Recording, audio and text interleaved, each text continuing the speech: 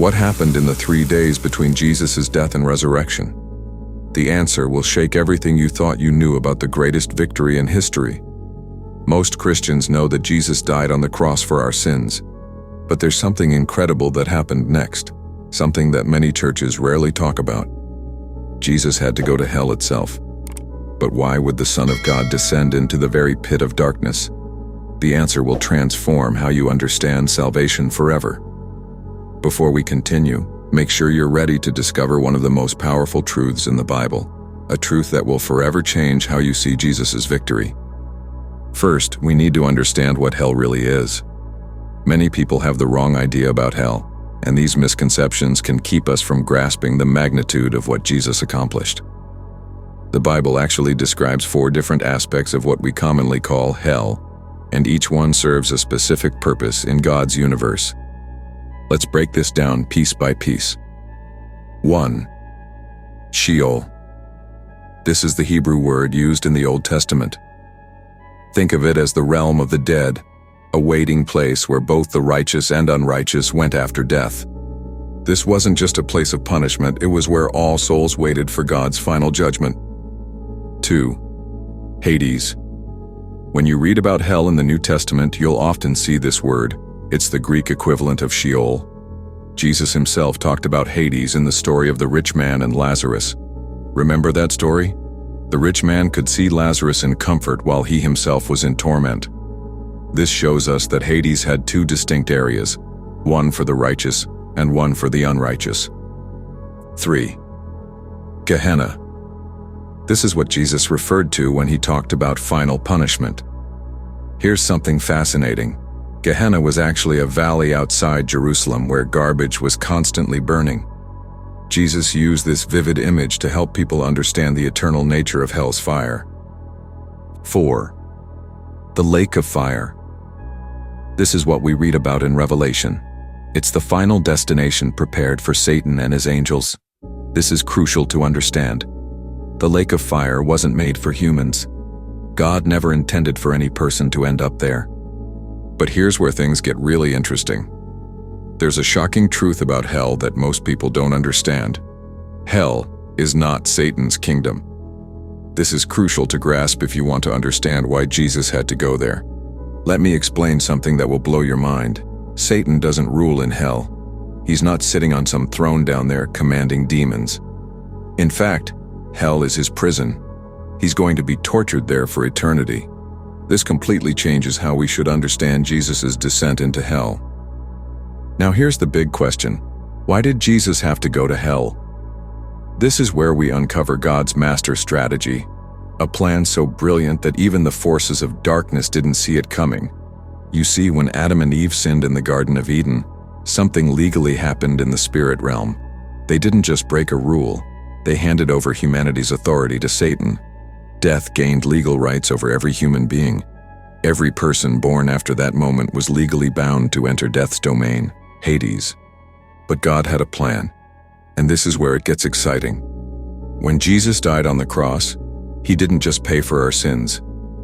He had to do something even more incredible. He had to enter death's domain itself and confront it on its own turf. This wasn't just about dying for our sins, this was about breaking the power of death itself. Now pay close attention, because this is where most people miss the incredible truth.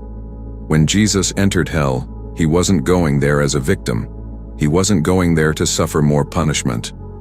No, he was going there as a conqueror with a 3-part mission that would shake the foundations of the spiritual realm forever.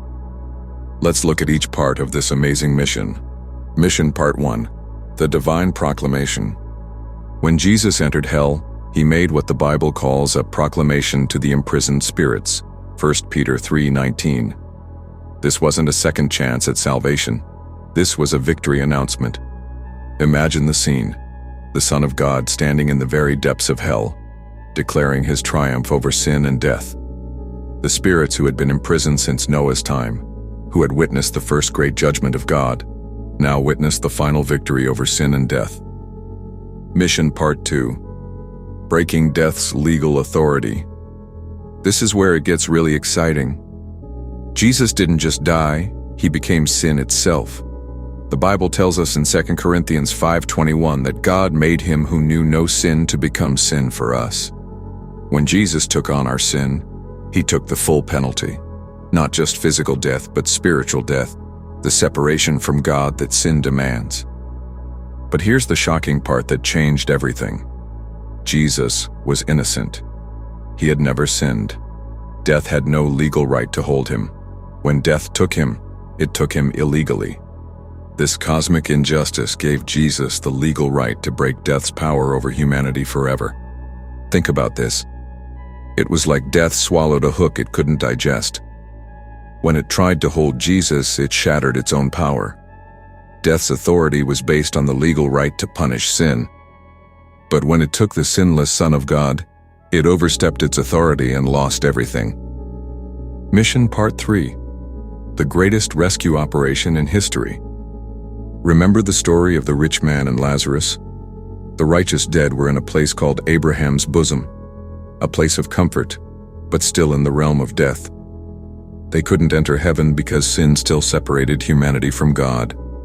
But when Jesus paid the price for sin, he gained the authority to lead these captives to freedom. This is what Ephesians 4:8-10 means when it says he led captivity captive.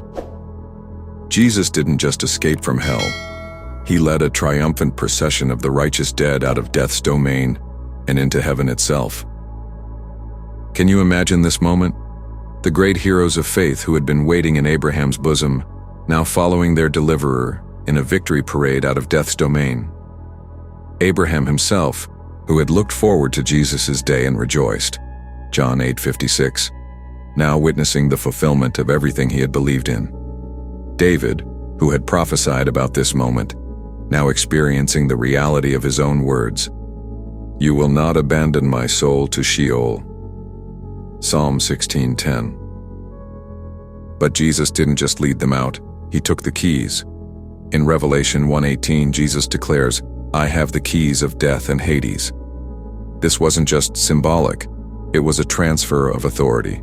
Death and Hades no longer have any legal right to hold believers. The door that had been locked since Adam's sin was now under new management. This victory changed everything forever. Here's what it means for you today. 1. Before Jesus' descent into hell, death was humanity's prison. Now, for believers, death is just a doorway to glory. 2. Before, hell could legally claim every human soul. Now it has no legal right to claim any soul that belongs to Jesus. 3. Before, even the greatest saints feared death because it meant separation from God. Now Paul could write, "To live is Christ, and to die is gain." Philippians 1:21. This is why Paul could boldly declare in 1 Corinthians 15:55, "O death, where is your victory? O death, where is your sting?" The sting of death was sin, and the power of sin was the law. But Jesus fulfilled the law, paid for sin, and broke death's power forever. Think about what this means for your life right now. 1. You don't have to fear death anymore. Jesus has already been there and conquered it. 2. You don't have to wonder what happens after death. Jesus has already blazed the trail. 3. You don't have to worry about Satan's power. Jesus has already stripped him of his authority. Every time a believer dies today, they don't go to hell to wait in Abraham's bosom. Because of Jesus' victory, they go straight into his presence. This is why Paul could say with complete confidence that to be absent from the body is to be present with the Lord. 2 Corinthians 5:8. The implications of this victory are staggering. This isn't just about where you go when you die, it's about living in victory right now. When Jesus emerged from hell, he didn't just come back to life. He came back with all authority in heaven and on earth. He had faced death in its own domain and emerged victorious. This is why Jesus had to go to hell. It wasn't just about dying for our sins. It was about defeating our greatest enemies in their own territory. It was about transforming death from humanity's prison into a believer's pathway to glory. It was about fulfilling God's master plan to restore humanity to our original purpose and position. Today, Jesus holds the keys of death and hell. Satan is a defeated foe awaiting his final imprisonment. Death is a conquered enemy that can no longer hold God's people. And for everyone who puts their trust in Jesus, what was once humanity's greatest fear has become nothing more than a doorway to eternal glory. But here's the most important question. Have you embraced this victory for yourself? Jesus didn't just win this victory in general. He won it for you specifically. When he descended into hell, he was thinking about you. He saw your face. He knew your name. He understood every fear, every struggle, every battle you would face. And he went through hell itself to ensure your victory. The choice is yours, and it's the most important decision you'll ever make. Jesus' descent into hell and his glorious victory there have made a way for you to experience complete freedom from the fear of death.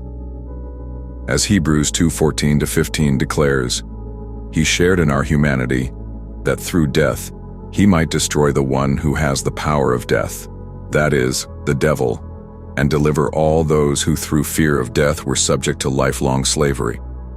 Through his victory in hell, Jesus has broken the chains of this slavery forever. Will you continue to live under death's shadow, or will you embrace the victory that Jesus won in hell? Will you let the fear of death control you, or will you rest in the assurance that your champion holds the keys? The victory has been won. The price has been paid. The way has been made. All that remains is for you to choose. Will you live in the victory that Jesus secured in the very depths of hell? Remember this truth. Jesus didn't just die for you.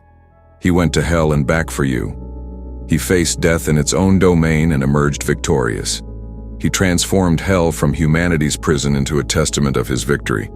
And he did it all because of his incredible love for you. This isn't just history. It's your story. When Jesus declared victory in hell, he was declaring your freedom. When he took the keys of death and hell, he was securing your eternal destiny. When he led captivity captive, he was making a way for you to walk in eternal victory. The question isn't whether you'll face death. The question is whether you'll face it with the victory that Jesus has already won. Choose today to live in the light of this incredible truth. Let this victory transform how you see everything, your past, your present, and your eternal future. Because of what Jesus did in hell, you can face tomorrow with confidence, knowing that the one who holds the keys of death and hell holds your life in his hands.